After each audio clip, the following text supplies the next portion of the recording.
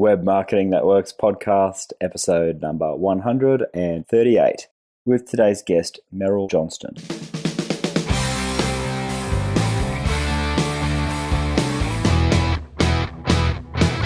Welcome to the Web Marketing That Works podcast. Come behind the scenes of real-life marketing experiments and listen in as amazing guests confess the truth about what really works. Now, here are your hosts, Adam Franklin and Toby Jenkins. My name's Adam Franklin, and welcome to the Web Marketing That Works podcast. This is the show for people like us, like me and you, who love marketing on the web. You'll be taken behind the scenes of real-life marketing experiments where we'll look at the good, the bad, and the ugly. We confess what's failed and reveal the truth about what really works. This podcast is brought to you by our book. It's called Web Marketing That Works. It's the book that Toby and I wrote, and there's a bonus for you for listening to the podcast today, and that is the bundle of 33 marketing templates. You can get your hands on those over at bluewiremedia.com.au/book. Now, the guest on today's show is Meryl Johnston. She's the co-founder of BeanNinjas, and she's a fellow Aussie based on the Gold Coast, and she's got an interesting story about how she's taken what was once her business as a accounting type consulting firm and changing that into a systemized, productized service where she can offer a very niched and specialized service to a very targeted group of buyers.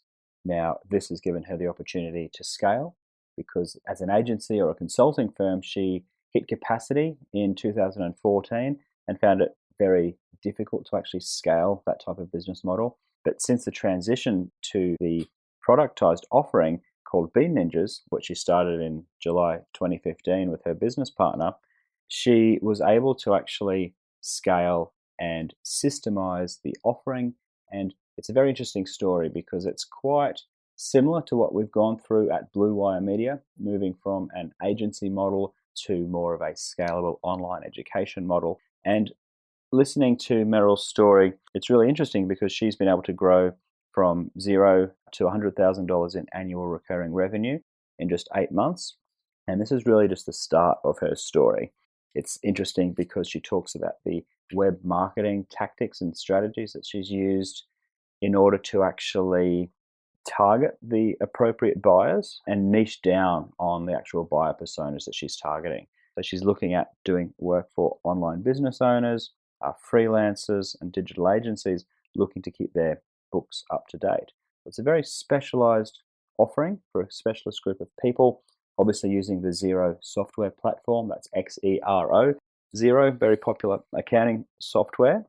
And so with that introduction, I think we head over to the show because Meryl has a lot of interesting stories to share with us.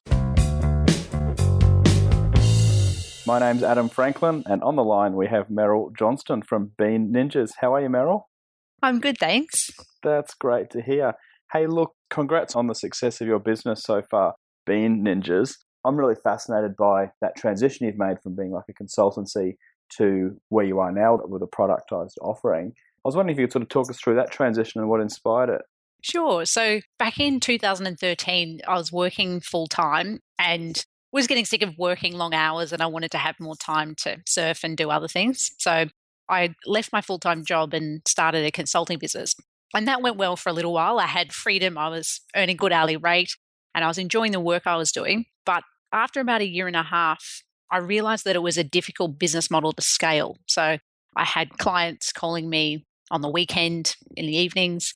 The type of work we were doing was project-based, which meant that it was difficult to predict cash flow. Sometimes there'd be a lot of projects going on. Sometimes there wasn't much. So it was difficult to build a team around that. And the variety of the consulting work also made it difficult to build a team because each project required different skill sets. So at about that year and a half mark, I had a look at what was frustrating me about that business model in terms of feeling like I was constantly thinking about work and not being able to step away from the business, and thought about what I would like in my perfect scenario. What would a perfect business look like? And I wanted to have recurring revenue and the ability to sell something where a team could deliver the service without me. And I wanted to work in more of a team environment which was enjoyable. So I looked at some of those factors, and being an accountant, bookkeeping seemed like the logical step there in terms of creating a productized service. So it was much less complicated than the consulting work. So it was easier to create a team, and it's a task that needs to be completed on an ongoing basis. So it lends itself to that subscription style business model. Very interesting, because regular listeners to this show will know that my business, Bluewire Media, we went through a similar transition, not entirely the same, but we were very, as an agency, doing implementation projects for clients. It was very difficult, as you say, to predict what projects you'd have on, and it was often feast or famine, and neither of those situations is great. And we've subsequently moved out of that type of work. So what does the business look like now, Meryl? So we're just over 12 months old, and we have a team of 9 bookkeepers that work remotely, as well as my business partner, Ben, who lives in Sydney, and me on the Gold Coast. So we started with 0 clients in July 2015, and our client base of people who are on subscriptions with us is just over 70 at the moment. Oh, wow. Congratulations. Thank you. So what have you actually done then to attract those 70 recurring revenue clients? When we first started out, just to give you a little bit of backstory, so we launched the business in 7 days following Dan Norris's 7-day startup method. Very good. So we came up with the business name, created a website, and created our product, but we didn't actually really know whether, so we wanted to have a fixed fee product, but we weren't really sure how we should price it or exactly what businesses would want from bookkeeping. So we just put something together in that week and found our first customer. And from there, we reached out to friends, family, colleagues, let everyone know what we were doing, and gradually worked out the frustrations of online business owners, what their frustrations with bookkeeping were. And once we got a better understanding of that, we were able to then adjust our fixed fee packages to, I guess, things that solving the problems of small business owners with their bookkeeping and finding the right price for that. So that was the initial stage where we were working out how to define that package. And then once we got to that, so probably at the 6-month mark, we reflected on our customer base. It was quite varied. So we were just taking anyone that we could and trying to build our customer base. And it probably took us about 6 months to work out who our ideal customer was. And once we worked that out, then we were able to start marketing more specifically to that market. Nice. So is that when you decided that online business owners were the types of people that you enjoyed working with most? Yes. Yeah. So before that, we would work with anyone, and we were probably more focused on our local area. So I had a network on the Gold Coast. So we were getting sign writers, plumbers, as well as the online businesses. That when we did a review of our customer base, we looked at who were our most profitable customers, but more importantly, who do we enjoy working with and who loves what we do? And that was when we realized it's actually the online business owners. We developed a niche because a lot of bookkeepers aren't familiar with people selling in multiple currencies or having a membership site or using Infusionsoft or Stripe. A lot of bookkeepers aren't familiar with that. So, and we also enjoyed working with business owners or entrepreneurs who were location independent or running these interesting online businesses. Yeah, cool. So from a marketing point of view, what did you then do in order to attract more of the online business people? So we did a couple of things. So I've been focused on content marketing. So we write a lot of content on our blog, but also guest posts on other sites. And that's more of a long-term strategy. So that didn't immediately bring us customers, but we really focused on that, probably been focused on that for about 8 months now. So that was a long-term strategy, and we knew that it wouldn't bring customers immediately. So to bring in customers more quickly, we focused on where do these business owners, where do they hang out? And often it's in online forums. So we joined quite a few communities where these online business owners or location independent entrepreneurs hang out, and they just got active. So we weren't trying to sell our services, but we just got involved and were helpful. We edited books, we tested services and just tried to help others out in the community. And over time, both Ben and I built reputations and eventually had a couple of customers come from that. And then those customers became our advocates. So when someone else in a community of 1,000 people of our target market says, oh, who do you use for bookkeeping? And then a couple of our clients jump in and say, oh, you need to talk to Ben or Meryl. They've been great. It's not us trying to sell ourselves. It was other people recommending us. So that's probably a lot of our clients have come from these different communities we're part of. Nice. And then I guess a lot of people probably understand the idea of becoming part of a community and selling your services in there. But a lot of people, I think, make the mistake of coming across too pushy or not really becoming a part of the community. They just want to go in there and sell. How did you find that process? Like, how long did you take to start telling people about what you did, and how did you actually provide value in those communities? I think we let people know what we did, but it was in a roundabout way. So it wasn't definitely upfront. We'd do an introduction about, hi, I'm Meryl, this is what I'm working on, these are the challenges in my business. So people would know what we did, but it wasn't buy my product. It was just, how can I help you with your, so we would be trying to help other people with things like the book editing or giving feedback on the copy on their website or testing something. And then we would also post questions like that. So we've come up with this idea. We've come up with a campaign. Can we get feedback from everyone? So people would understand our business, or they need to assist with that, but we weren't actually trying to sell directly to them. And I think by having a community of people around you that understand what you do and know who your target market is, even if they don't need your service, but they like what you do and know you do a good job, they also recommend you to other people. That's great. So you've niched down on your buyer persona or your avatar. Did you also niche down in terms of what you offered as a service, right? So you've niched it down just to Xero bookkeeping? Exactly. So two steps, you're right. So we niched into a particular industry, and we also cut out a lot of services. And I think it can be a bit scary doing that, because it feels like if we're chopping off 90% of our services just to focus on bookkeeping and only using Xero software, that our revenue is going to drop. And yes, that's true. But by staying focused, that's how you can build scalable systems that a team can run for you.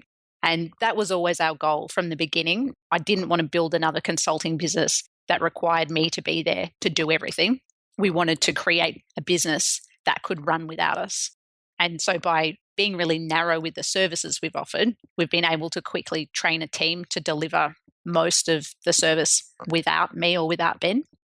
Okay, awesome. And what's that sales process like? Do people basically read some of your content marketing and then can they self-serve from your website, or is there a human component required?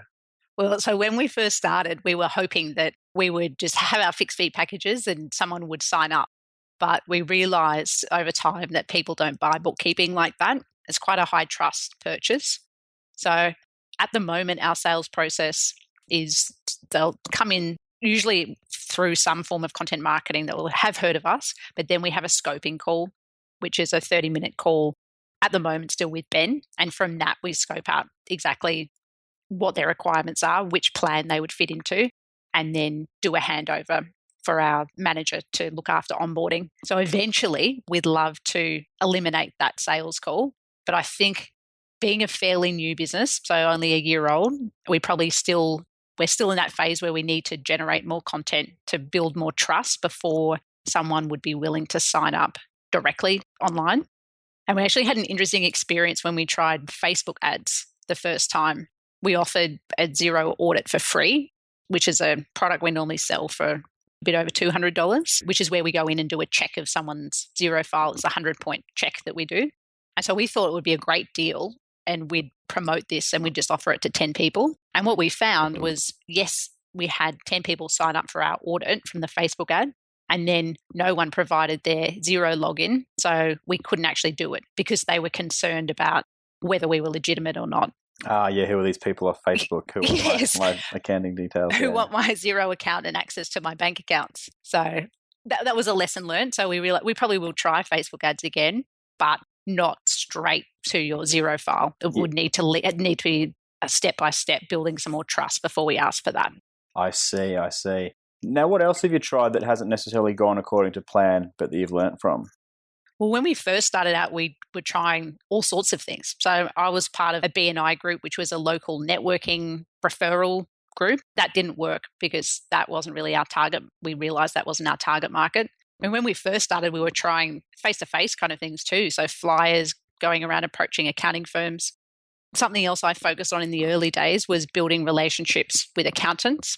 They were a referral partner for us, but that didn't really work because again, we realized not many accountants had our target market.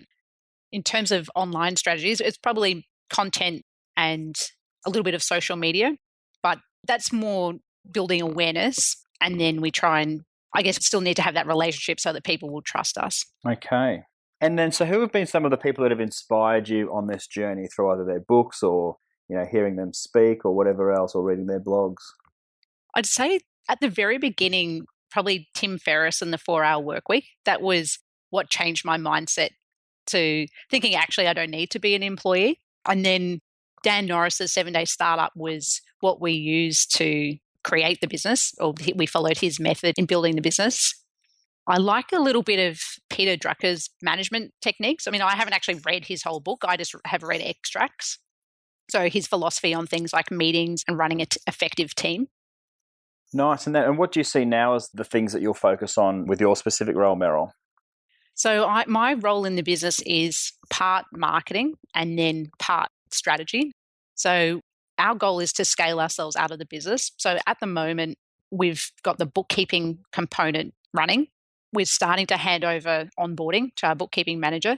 So the next process that we want to systemize is sales, so that Ben doesn't need to do the sales calls anymore. We've got another team member to do that. And then the final part will be to have systemized marketing, so the content marketing, and to have someone else in the team that can look after that part. So that's my goal. Probably going to take me another 12 months, or us another 12 months to get to that point. And the idea, then we're out of the day-to-day operations, and we'll feel like we're business owners and we're running the company rather than in the day-to-day detail. Awesome. And I'm always interested to hear about business partnerships. How did you and Ben decide to go into this business, and how did you guys meet? So we actually met in Dynamite Circle, which is an online community. So we were in a mastermind group, and we both happened to be accountants in Australia who had similar ideas about how we would like our businesses to run. So we live in different cities. So we actually had only met once in person before we decided to go into business together. But we'd had been in this mastermind group talking regularly about business ideas and ways of improving our previous businesses. So I think we had quite a good feel for each other's goals, and that we had similar values, and that we were aiming for the same. We were trying to build a successful business, but also a lifestyle business. That's awesome. I love that, because I know my business partner and co-host often, Toby, he's fascinated by these business partnerships, because oftentimes we've been actually mates since grade 1, and we've been in business now, I think probably over 11 years. And sometimes the advice we got at the start was, don't go into business with a friend because you might end up not friends anymore. Well, that seems a bit silly. Like, if we like each other and our skills complement each other and those sorts of things, then it made total sense, and it's been really good. And then you see stories like yourself and like Dan Norris and his business partner, same sort of story. How they met online, and then they only actually met each other in person for the first time after they'd actually started their business. But I think you can learn so much about people and the way they think and the way they operate through these mastermind communities, or through meeting people online in these business settings, that you really can find good business partners in an unconventional way that you may not necessarily, that people outside the online world may just be baffled by completely. Well, I didn't get much support at the beginning. People said, "You've only met this guy once. What are you doing?" And my parents actually, they had owned a business together, and their advice to me back when I was a kid, I remember, was never have a business partner unless it was, like, they thought it was fine as a husband or wife, but not someone outside the family. So I guess I went against that. But I think that was a key in where our business growth has come from, because doing it on my own, it wouldn't have happened. And it wasn't happening in my consulting business. Although something you mentioned there was having complementary skill sets. So that was something that Ben and I had to resolve, because our skills, we do have slightly different skill sets, but we're both accountants. So we had a big overlap.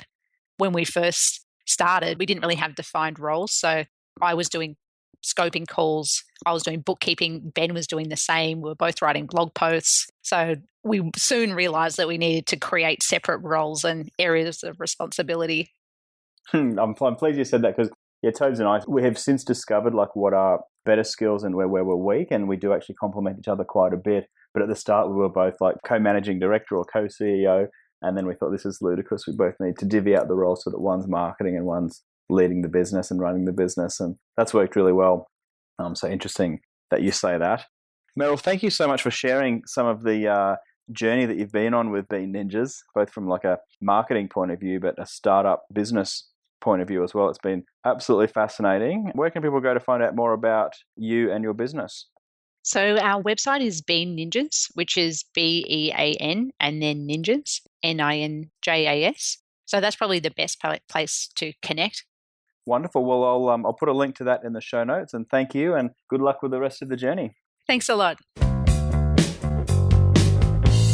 And that's a wrap for my chat with Meryl Johnston from BeanNinjas. Really interesting to hear the change in her business model from her consulting agency or her consulting firm to the productized offering of BeanNinjas, and the actual transition into a subscription model with that recurring revenue, which is ever so appealing for business owners to get that predictability of revenue and income, which allows you obviously to plan stuff out and not be on that feast or famine roller coaster which many consulting firms and agency owners experience. I really like how her and her business partner Ben came to meet each other and do work together, and the fact that they've got that distributed team. That's really interesting to hear, as well as the fact that they're experimenting with all these different web marketing tactics, particularly things that they're doing to attract those online business owners, particularly into their business by talking their language and contributing to forums and Facebook groups, and not being pushy about their service offering, but letting people know what it is that they do. And then by being generous and helpful and connecting with people in these forums, gradually people understand and appreciate what they do and keen to give the BeanNinjas service a try. So I really like that generosity first approach, and I encourage you to do the same with your own web marketing. So I highly encourage you to check out BeanNinjas.com, especially if you're a online business owner based in Australia, US, Canada, UK or New Zealand. What they offer in terms of their bookkeeping service is really, really appealing. So check that out, BeanNinjas.com. And if you're interested in some of the offerings that Toby and I have for listening to the podcast, then you've got the 33 marketing templates, which are available at bluewiremedia.com.au/book. And if you found the podcast useful or interesting, or you've got any questions, please shoot me a message. You can get me on email, adam.franklin@bluewiremedia.com.au, or tweet me, Franklin_Adam. And if you enjoyed the show, I would absolutely love it if you could leave us a review and rating on iTunes. We'll give a shout out to the 5-star reviews, and I look forward to seeing you next time on the show. Thanks, guys. See you then.